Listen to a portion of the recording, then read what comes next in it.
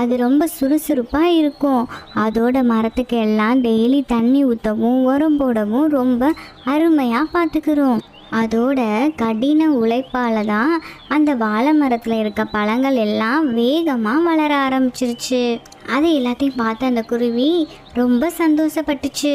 அதை பார்த்துக்கிட்டு இருந்த அதோட குழந்தை குருவி கேட்குது, அம்மா அம்மா, நம்ம தோட்டத்தில் அழகழகா நிறைய வாழைப்பழங்கள் பழுத்து அழகா இருக்குமா.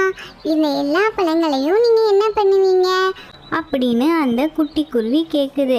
அதுக்கு அந்த சிண்டு குருவி, இதை எல்லாத்தையும் பறித்து பக்கத்தில் இருக்க சந்தைக்கு போய் விற்று அதில் வர பணத்தில் தான் நீ பெரியவள் ஆனோன்னே அந்த பணத்தை வச்சு படிக்க வைப்பேன் அப்படின்னு சிண்டு குருவி சொல்லுது.